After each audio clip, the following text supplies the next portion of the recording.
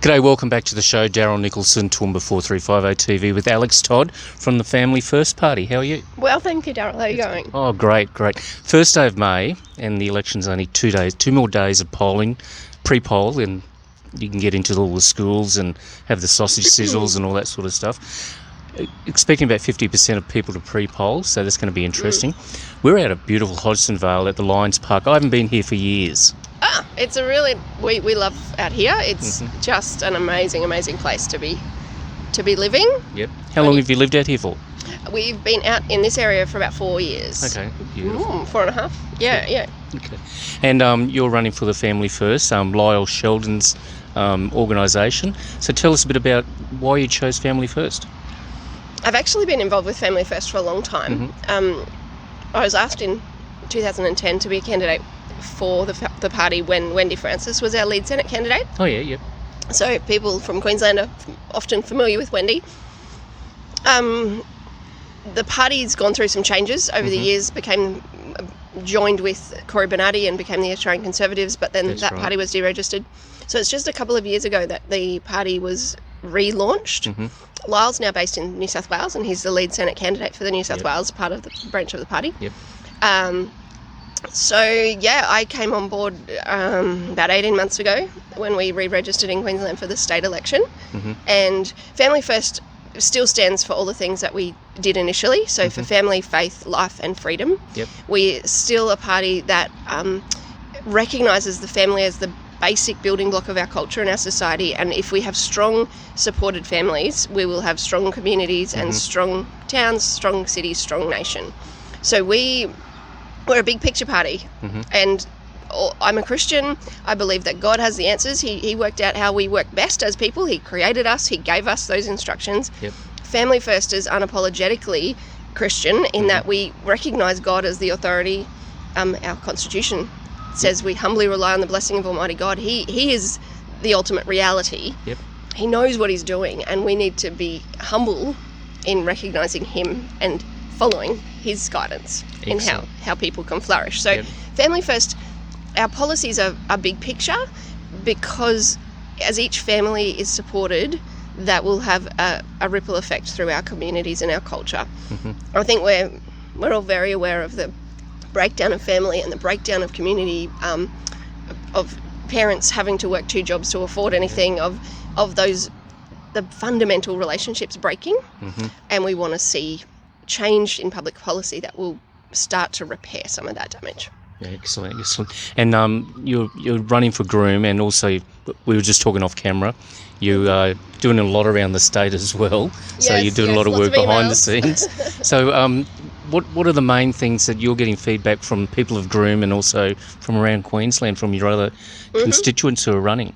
I think people are surprised to learn how bad things are in legislation. So people don't realise how much gender, the ideology of gender and it being fluid is indoctrinated, or it's infiltrating our curriculums. It's part of what teachers across our whole country can choose to teach children from childcare age all the way through. People don't realise that that's something that's been introduced across the board, across Australia, at a legislative level or a national curriculum level.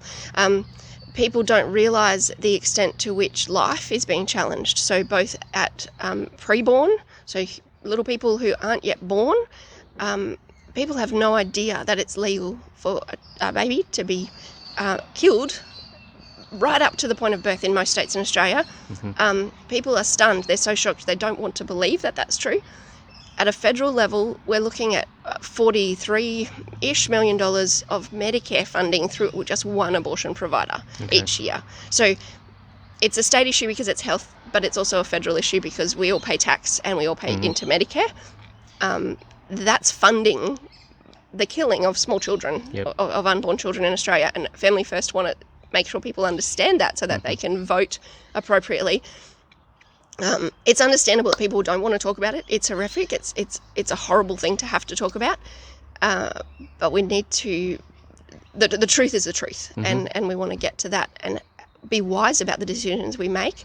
We want to recognise the consequences of some of these things that have been happening for years, and our culture has become numb to or become tolerant of. We want to recognise the damage that those things have done and start to make a change. The other thing, of course, that's on everyone's top of mind is the cost of living. As a party, Family First recognises that the subsidies into renewables over the last little while from the taxpayer that's what has caused the price of energy to rise. So the price of energy for every person, every family, every business, every company across our country, you transport, all of those things, all of that has been a consequence of the spending on renewables, which aren't reliable, aren't sustainable, are destroying the environment and bankrupting the country. So while that's a big picture issue that affects every family, every person, that's another area that we want to stop what's going on there and have a good look at the reality, at the truth, at what renewables have to offer. We want to look at what nuclear has to offer and start on a process. It's not going to happen overnight. This damage hasn't been done overnight. The solution isn't going to be an overnight one, but we need to start and head a good direction in order for the cost of everything to be affordable for people. Also recognise that there's an enormous amount of financial stress is a huge contributor to relationship breakdown and to challenges in our culture.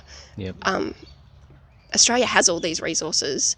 We're selling them internationally. I know. We need to keep them here. We need to use them here. We need to have a strong society and culture based on strong families here. You think we would have learned through COVID that we need to get more manufacturing done in this country instead of, I spoke to one other candidate, he said we sell everything over to China and they send it all back to us made into products, and our kids are going to be cleaning this up in the future. So absolutely. I think that's something we need to do. That is, exactly. Where it just doesn't make any sense when you boil it down to that. You know, sending raw materials overseas to buy back products, and it costs us money both ways. Why are we doing that? We need it. Does some things boil down to some very simple, obvious solutions. Obviously not something that can be changed overnight, but we can start working towards a better way in the And we're clever. I mean, Australians created Wi-Fi, and there's been so many other things. We're clever enough to manufacture in our own country. And we used to. We absolutely used to. That's right. We had the facilities, and as I said, it's not going to happen overnight that they're back up and going, but to give businesses in Australia incentive. It is a complex web of all tax reform and tax legislation that's been amended over decades. There's so much of a mess in what we're dealing with, but we've got to start somewhere. We recognise the problem, understand what our goal is, and then start to work towards that. Wow, a lot of issues that have come out this morning, and I've certainly learned a lot from you today. So, look, if you're the last cab off the rank, I got to 8 candidates, thank goodness. Well done. So I'm really happy about that. Please like and share this video with family and friends. It's on YouTube as well and on Facebook, but importantly, it is, what day are we up to? Thursday. 2 days of pre-poll. If you haven't made your mind up yet, there's still all my videos to go through and have a look at, and you can have a bit of a lot more informed decision about who's out there running for Groom. And I think this election's very important, so please vote. Can I mention one more thing? Yeah, sure. Yeah. So one of the things that people ask us is like, why are you running? You're never going to win.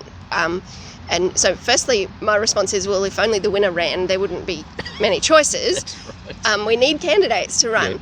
But the other reason that Family First, we've worked very hard across the state, across the eastern side of the nation, to have candidates available locally and for the Senate, so that people can vote, number one, with the values that you want to see recognised and as important in the community, knowing that with our preferential system, that the full value of your number one, if I'm eliminated, will pass to whoever you indicate is your number two. And then the full value of that vote, if your number two is eliminated, will pass to your number three. So when you look at our how to vote suggestions, you'll notice that we do direct voters or suggest to voters that you vote for minor parties who are in line with us and our values ahead of anyone who's likely to win in any of the electorates. That's not a wasted vote. It's a really important way to communicate that there's people in our communities everywhere who align with the values that Family First offer, and that they need to be considered by whoever does win the seat. And just across the whole state, we've got our Senate candidate. So Katie she's a wife and a mum and a foster mum. She's a teacher and a librarian, and she's also just recently, as a mature age grandma, gone back. She's not that old, but she's gone back and done law. So she's also someone who understands the law and legislation, loves constitutional law. She's someone who has a valuable background, who then could bring all of that with a firm understanding that God is our authority into our parliament, into the Senate, and represent families. Beautiful. That's a great wrap up. I was going to ask you, could you wrap up the video, but you've done it already. So that's really cool. So look, I wish you all the best of luck. There's some really great content in there and some great values that you've got. So so it's excellent. So okay, we're going to wrap up. It's going to be a glorious day today, first day of May, and I was just reading there's lots of rain coming next week, so just be aware of that. They're talking over 100 mils over southeast Queensland, some parts, so just be ready for rain again. So, okay, enjoy the sun. Enjoy the sun. Thanks for your time. I know you're very busy last 2 days till polling day, so best of luck. Thanks I'm Daryl Nicholson, Toowoomba 4350 TV. More than just a postcode, it's all about community.